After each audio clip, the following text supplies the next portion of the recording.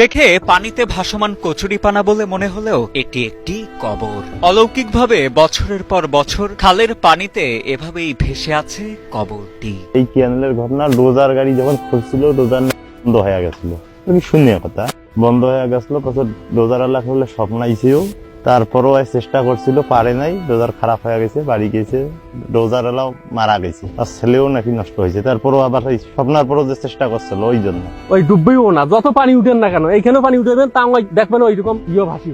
বন্যা কিংবা খরস্রোত তো দূরের কথা, স্থানীয়দের দাবি বুলডোজার দিয়েও সারানো যায়নি এই কবরটিকে। কবরটির কাছাকাছি গিয়েই বন্ধ হয়ে যায় বুলডোজার।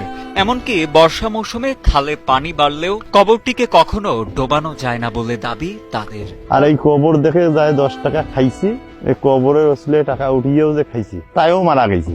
একদিন ডোজার লাগে দিয়ে গেছিল জোর করিয়া, ওনার ছেলে ভাই শেষ। অলৌকিক এই কবরটি নীলফামারীর কিশোরগঞ্জ উপজেলার শীত রাজীব সরকার পাড়া এলাকায়। এলাকাবাসীর দেয়া তথ্যের ভিত্তিতে জানা যায়, কবরে শায়িত মৃত ব্যক্তির নাম দেবারউদ্দিন হাজী। একসময় এলাকার একজন প্রভাবশালী ও ধনাঢ্য ব্যক্তি ছিলেন তিনি। এলাকার কল্যাণে নিজের 82 একর জমি দান করে পায়ে হেঁটেই তিনি হজ পালন করতে চলে যান সৌদি আরবে। দেশে ফিরে শেষ নিঃশ্বাস ত্যাগ করলে পরিবারের লোকজন তার দাফন সম্পন্ন করেন তার নিজ জমিতেই।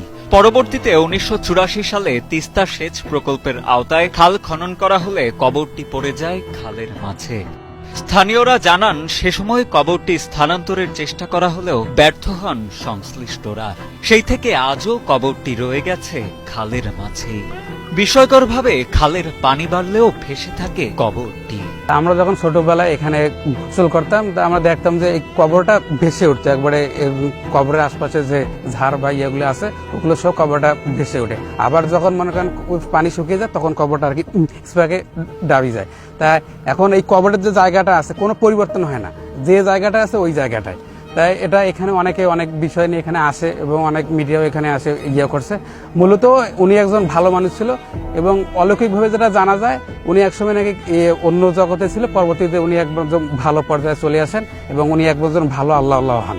উনি অবশ্যই ভালো লোক ছিলেন। উনি জান্নাতবাসী হোক, আমরা তার উত্তরসূরি। আমরা আল্লাহ তাআলা যেন তার ওসিলায় আমাদেরকে ভালো রাখেন।